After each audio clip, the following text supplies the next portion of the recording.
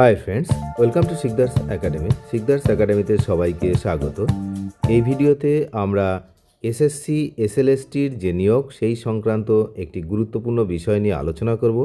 সেটা হচ্ছে SSC supreme কোর্টে হলফনামা দিয়েছে এবং তারা জানিয়ে দিয়েছে যে কখন কোন নিয়োগ প্রক্রিয়া সম্পন্ন হবে, অর্থাৎ একাদশ দ্বাদশ শ্রেণীর যে শিক্ষক নিয়োগ এবং নবম দশমের যে শিক্ষক নিয়োগের যে প্রক্রিয়া চলছে আপনারা জানেন, তার ফাইনাল ডেট কখন থেকে কখন পর্যন্ত কি হবে সেটা কিন্তু এসএসসি হলফনামা দিয়ে সুপ্রিম কোর্টে জানিয়ে দিয়েছে। কিন্তু প্রথমেই বলে রাখি যে গ্রুপ সি এবং গ্রুপ ডি এই সংক্রান্ত কোনো হলফনামা বা কোনো কিছুই কিন্তু কোর্টে দেওয়া হয়নি। এই বিষয়ে কিন্তু আমরা একটু উদ্বিগ্ন। তার কারণ এসএসসি শুধু শিক্ষক নিয়োগের প্রক্রিয়াটাই কিন্তু ত্বরান্বিত করার জন্য চেষ্টা চালিয়ে যাচ্ছেন। একই সঙ্গে যে গ্রুপ সি এবং গ্রুপ ডি তাদেরও যে চাকরি বাতিল হয়েছিল এবং তার জন্য যে একটি নিয়োগ প্রক্রিয়া হবে, তার যে যে আবেদন সেটা সম্পূর্ণ হয়েছে।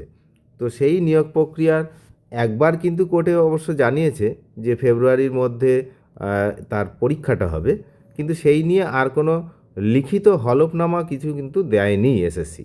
যেটা দিয়েছে সেটা হচ্ছে নবম দশম এবং একাদশ দ্বাদশের যে শিক্ষক নিয়োগের যে নিয়োগ প্রক্রিয়া যেটা চলছে, তো তার বিস্তারিত কিন্তু হলফনামা দিয়েছে। এটা হচ্ছে আজকের বিষয়। তো কি আমরা দেখে নেব যে কোন সময় থেকে কোন পর্যন্ত, সেটা সরাসরি আমরা দেখে নেব। যে তথ্য সুপ্রিম কোর্টে পেশ করা হয়েছে তাতে ফাইনাল যে মেরিট লিস্ট প্রকাশ, সেটা কাউন্সিলিং, ডকুমেন্ট ভেরিফিকেশনের তারিখ নির্দিষ্ট করা হয়েছে। আপনারা জানেন যে নবম দশমের ক্ষেত্রে ডকুমেন্ট ভেরিফিকেশনের কাজ বাকি রয়েছে, তো সেইটা কিন্তু আগামীকাল থেকেই শুরু হবে, অর্থাৎ 26 তারিখ থেকেই কিন্তু ডকুমেন্ট ভেরিফিকেশনের কাজ শুরু হবে নবম দশমের ক্ষেত্রে।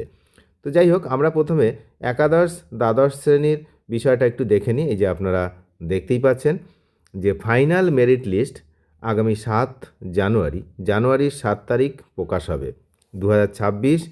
7ই জানুয়ারি কিন্তু একাদশ দ্বাদশ শ্রেণীর ফাইনাল মেরিট লিস্ট প্রকাশ করা হবে। এরপরে আমরা আসি যে এই একাদশ দ্বাদশ শ্রেণীর কাউন্সিলিং কবে। তো কাউন্সিলিং কিন্তু মেরিট লিস্ট প্রকাশ করার ঠিক এক সপ্তাহ পর, অর্থাৎ 15ই জানুয়ারি 2026 থেকে কাউন্সেলিং প্রক্রিয়া শুরু হবে। জাস্ট এক সপ্তাহ অর্থাৎ 7 দিন পরেই কিন্তু কাউন্সেলিং প্রক্রিয়া শুরু হচ্ছে। এটা গেল একাদশ দ্বাদশ। এবার আমরা নবম দশমের ক্ষেত্রে দেখব। তো সেক্ষেত্রে একটু আলাদা হবে, তার কারণ এখানে ডকুমেন্ট ভেরিফিকেশান কমপ্লিট হয়নি। তাই প্রথমেই আমরা দেখব ডকুমেন্ট ভেরিফিকেশান এই বছরের শেষেই, অর্থাৎ 26শে ডিসেম্বর, যেটা বললাম আগামীকাল থেকেই এই নবম দশম শ্রেণীর যে প্রার্থীরা রয়েছেন তাদের ডকুমেন্ট ভেরিফিকেশান শুরু হতে চলেছে। আর ফাইনাল মেরিট লিস্ট সেটা হচ্ছে সমস্ত প্রক্রিয়া সম্পন্ন করে আগামী 24শে মার্চ 2026 তারিখে ফাইনাল মেরিট লিস্ট প্রকাশ করা হবে। তাহলে মার্চের 24 তারিখ। আর কাউন্সেলিং কখন হবে না, তার ঠিক কয়েকদিন পর, অর্থাৎ 30শে মার্চ 2026 থেকে কাউন্সেলিং প্রক্রিয়া শুরু হবে। তাহলে এই হচ্ছে মানে মেন যে বিষয়, সেটা এই ভিডিওর যে মেন বিষয় সেটা কিন্তু আমরা দেখে নিলাম।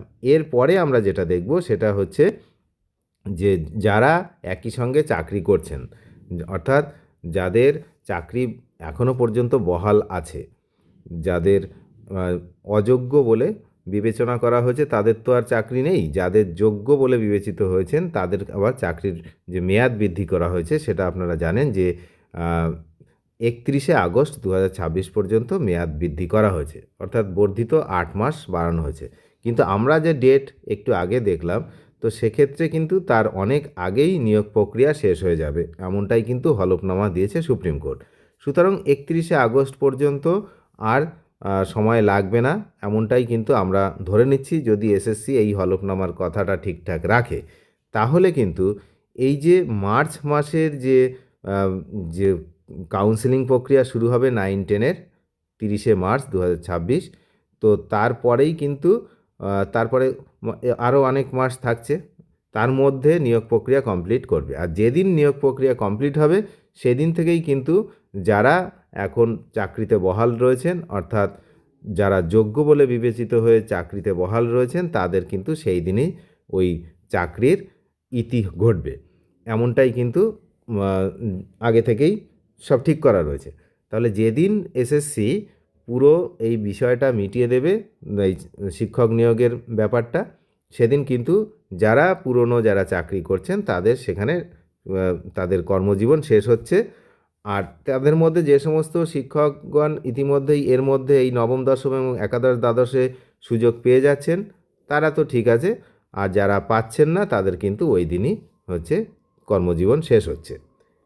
তো যাই হোক, এটা তো গেল শিক্ষকদের বিষয়, কিন্তু এসএসসি গ্রুপ সি এবং গ্রুপ ডি তাদের বিষয় কি সেটা আমি প্রথমেই যেমন বললাম যে তাদের বিষয়ে কোনো হলফনামা নেই, কিচ্ছু নেই।